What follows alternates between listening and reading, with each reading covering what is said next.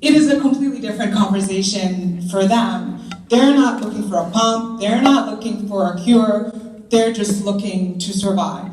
And so for us, a foundation that is looking to alleviate the hefty cost of type 1 diabetes and provide holistic care, that voice is extremely important to us, and that voice needs to come to the forefront of the conversation. And in fact, our recent programmatic intervention in Ghana, we brought 10 children from Tanzania, Uganda, Kenya, Nigeria, and Ghana in partnership with T1 International to train them to become advocates. And it was a deliberate effort to bring children who've never seen a plane before, never touched a passport before, brought them to Ghana to be able to have their voice sharpened so they can speak on those issues. So that's a socioeconomic representation. Now the geographic representation, when you put Africa in the context of the globe, when philanthropic partners and NGOs and the developing world, and I know this because I have 10 years with the United Nations, engagement with Africa tends to be,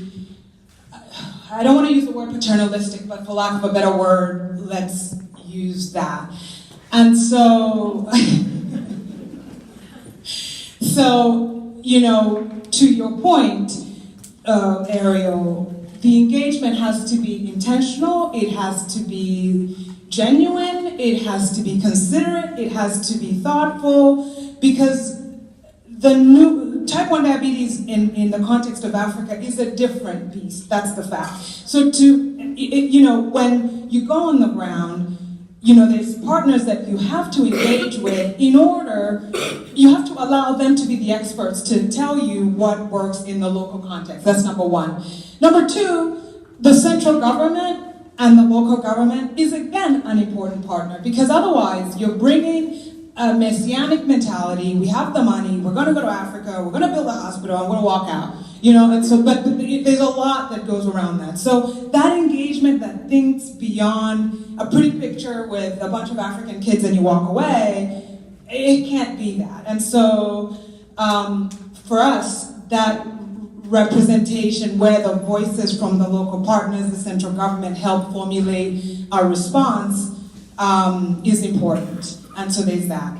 And so I guess as part of an example would be our engagement with, when we went to Ghana, important partners would have been the First Lady's office, because the political will has to be there, and Diabetes Youth Care, who helped us put together the camp for 100 kids in Ghana just 2 weeks ago. The third dimension of it, I guess, is we're in America. SNF is an organization that's an American organization by legal personality, even though our programmatic work is in Africa.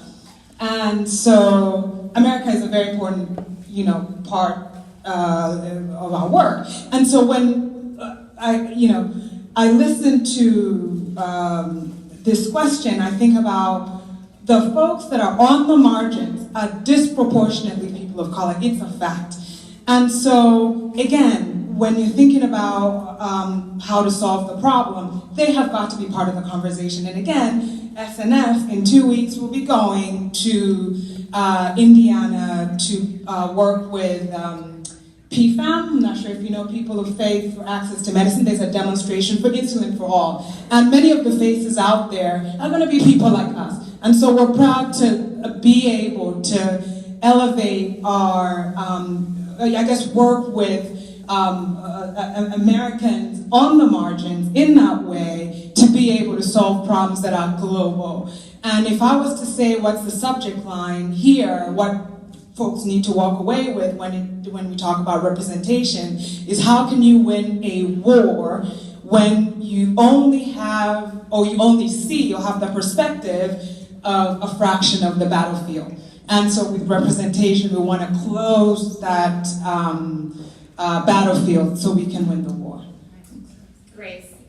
Karen Jones would love to know if Chase has something he would like to say on this. Yes, absolutely. Chase, what do you want to say? That's why he I have a question. Chase has a question I have a for you, question for Chase. Chase, if you want to start there. So I'm so impressed with what you have done at such a young age on your own and with your mom. And how did you find the courage and the bravery I found the courage from Diabetes Camp, the walk, the Call to Congress, and all the other fundraisers for diabetes. And it's not scary because most of them they're really fun and there's not really any age on it.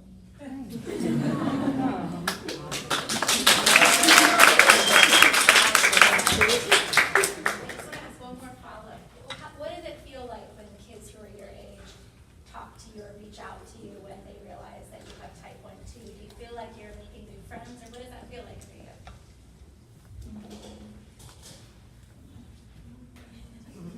Are you able to be helpful to them? Yeah.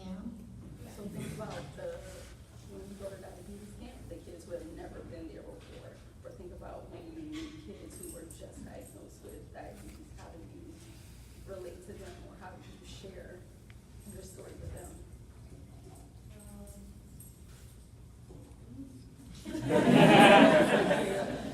I think you've been a really big help to a lot of them. And that leads me to my next question for everybody, because I think so much of type 1, as you mentioned when we started, is a sort of self-managed disease. And support systems are a huge part of that. So for everyone here, I would love to know, what do your individual support systems look like?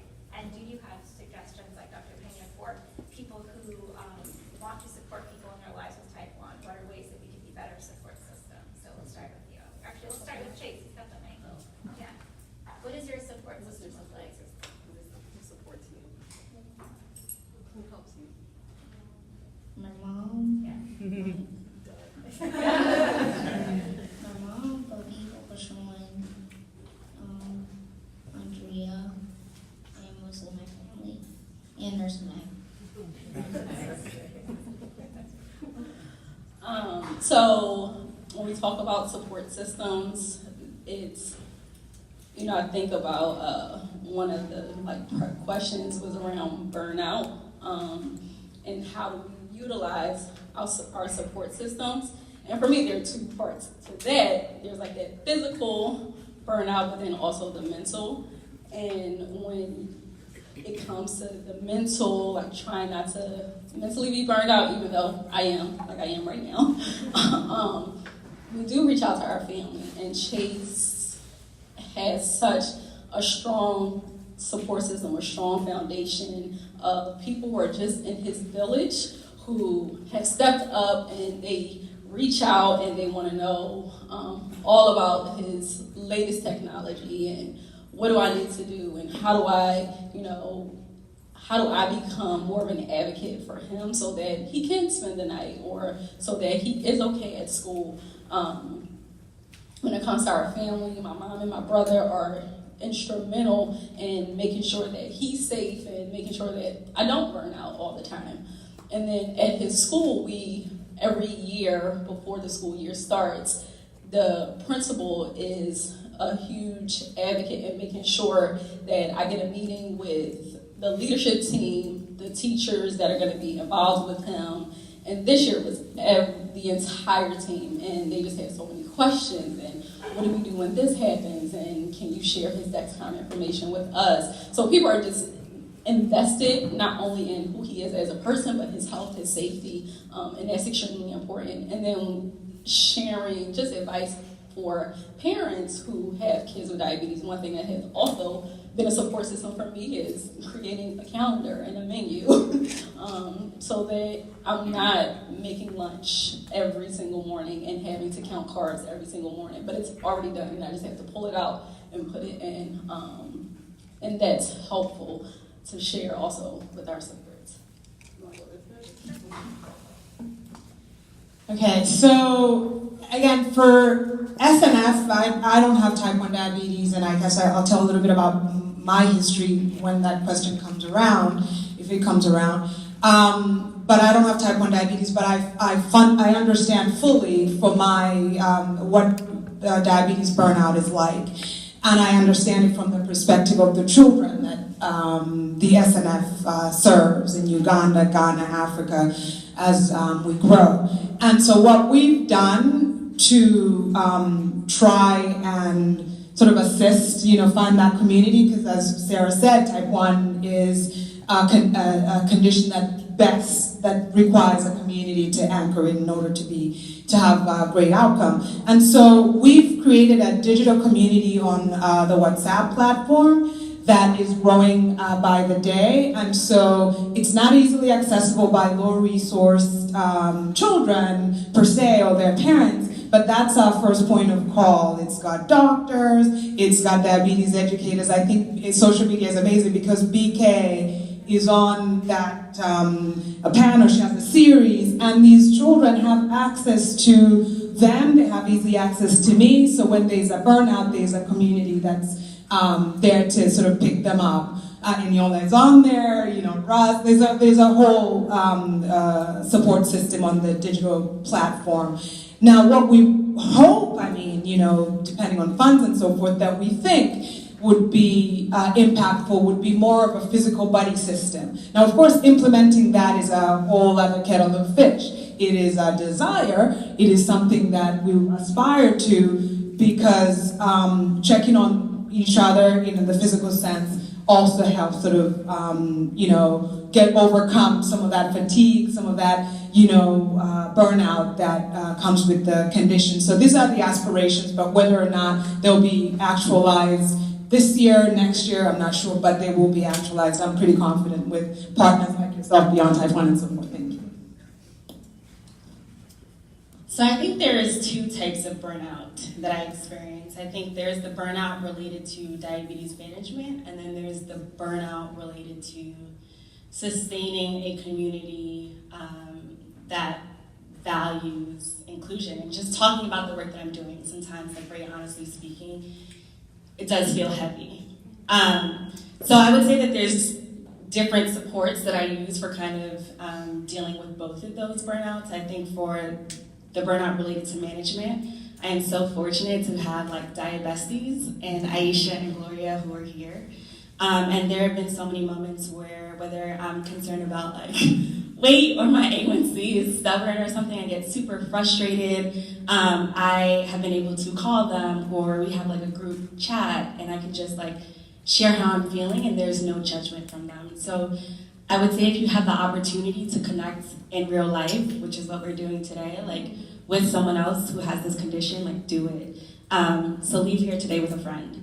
I think my other way of getting support for diabetes burnout is therapy. So we don't talk about mental health in the Black community or in Black and Brown communities in general. But there are definitely seasons where, because I am a busy bee and I often overwhelm myself with work, diabetes does sometimes go to the very bottom of my list, and there's a sense of guilt that comes with that. And sometimes I found that I've allowed that guilt to really just suck me up and not really propel me to move forward. And so with therapy, it's kind of really been helpful for me to see how I am sometimes my harshest critic. And sometimes all I need to do is like just choose one thing at a time that I'm gonna focus on each day. And the more that I choose and follow through with one thing, whether that's cooking, whether it's going to the gym, I then feel more empowered to kind of push forward and do other things as well. In terms of what people who love us can do in terms of providing us support when it comes to diabetes management, I would say don't put the burden on the person living with diabetes to educate you or to explain things to you. Really help us out and do some research and try to learn on your own and show that you really care about us by doing that and taking that initiative. And then in terms of the other type of burnout that I experienced, just in terms of really pushing people and reminding them of the importance of spaces like these, I would say that the online community has been super helpful. Whenever I get into moments where I'm just like, I don't feel like posting anything or writing anything, or I'm tired, like I'll get a message from someone that's super encouraging, and that helps. And even my family, my partner, my best friends, like who are just like, Ariel, this is your purpose, this is your calling, this is what you're supposed to be doing. And so I'm really fortunate to have some awesome cheerleaders in my life who have helped with that as well. So you mentioned diabetes with Diabetes. Oh, yeah. And what about your diabetes doctor? She's cool, she's amazing. Oh. I mean, That's true. That is a little bit biased, but as a physician, you're saying, you mentioned in the beginning, bring all the parties to the table. And how can you improve your diabetes if the person being affected is not there? What I'm going to say may not come out as nice, and I'm saying this as a Latina as well. I work in all populations. I used to work, as some people know me, in 59 between Park and Lex. I used to have a practice in the heart of Washington Heights. I volunteered in Harlem Hospital, Elmhurst Hospital. I've been in every type of practice. And unfortunately, you're talking about representation, but we also have to show up. Something as simple as showing up to your doctor's appointment. I work, we again, I know there's some medical students in the crowd. Some doctors go in there for whatever, other people go in there because they really want to. I would like to say I went into this because I love the professional. When I was 4 years old, I said I want to be a doctor. I'm not the first one in my entire family to go to college, med school, and everything. I just love medicine. And for those of us, you always hear about the bad lawyer, bad cop, bad doctor, bad whatever, but there's also good people in the mix. Like in everything, there's good and bad. And there are good doctors that care. And what makes it a little bit frustrating is when you are the physician. I'll give you an example. I have a lady came in, person I thought that we connected because of, I'm a minority, she's a minority. I spent extra time, really delayed my schedule, but I was like, you know what? I made a change in this person's life. So I stayed there the extra time despite the restrictions that the hospital puts on you. They want you to see a certain number. We also have a lot of pressure from one side, from insurance. It's a lot. You do all that. Talk to the patient, I do the blood work, I say, give me your cell phone because I will call you with the results. And guess what? 6 o'clock at night, 7 o'clock, I'm there, I call, no answer. Call, try to email, no response. She has something that was abnormal. Please, if you find somebody, we do want to help you, but make it easier for us. Pick up the phone when I call you or let me leave you a voicemail. Patients have to show up to their doctor's appointment because you know what ends up happening? On the other side, you are seen as the non-compliant patient. All those patients have a high no-show rate. I cannot work in and I'm saying this doesn't sound like in the Medicaid population because we have to double book because half the time they don't show up. So we have to break that stigma on the other side. I'm telling you, you want the truth, this is the truth. That's all from the other. And like I said, I work in every single population, so I'm not putting any labels on anyone. But we also need to show up to these appointments. You talk about support systems, resources. There are, maybe not, I was looking at the American Diabetes Association website, and when you click on En Español, it's not 100% complete. So yes, but at least try to go on to type 1 in Espanol. I'm not passing. The entire website is in Espanol. I'm not saying I work with the ADA all the time. I'm just saying that one link, maybe they have a little paragraph. I'm just, giving you an example. When we say that there's not as much invested. Okay, sometimes, our resources are not tip top, but there are, what I was trying to say, but there was some information there. There was definitely, maybe not as much in type 1, but there was definitely a lot in type 2 on the American Diabetes Association in Spanish, for example. The JDRF, they have I just went on their website to prepare for this panel, see what is out there. They have a bunch of walks. Look, he went to a walk and he got inspired. He's a kid, but that's what inspired him, seeing other people. It was fun. So he as a child, he gave us a lot of information. It wasn't something punitive and scary, oh my God, type 1. No, it was a fun event for him. And that makes him, okay, let me get motivated. I'm not the only one. That's how it starts. There was someone else in the audience telling me, she was with her daughter here. I said, what's the best outcome? You supporting your child. So parents getting involved. And it starts at an early age. How do you control it when you're an adult? No, if your parents made something that was important, as you grow up and become a teenager and a young adult, you will know it's important because your mom was drilling that into you every single day. You see, you mentioned meal prep. She mentioned something very important. People say, I don't have time for meal prep. But if he notices that's a way of life, that mom took out time to meal prep, he too, that's just a habit. So again, I'm all over the place here, but showing up to your doctor's appointment. Yes, when you're a doctor, but you can speak to your doctor. I'm going to say, since I do endocrine and weight management, I'm just saying because you mentioned something. A lot of type 1s think insulin is the only way. As you get older, you do develop a little bit of type 2, and if you add metformin to your diet, to your regimen, that will help your insulin work better. So ask your doctors for that. Metformin helps that as well. So going to the appointments at least 3 to 4 times a year. You need to see your doctor every 3 months to check an A1C. Know your numbers, hemoglobin A1C.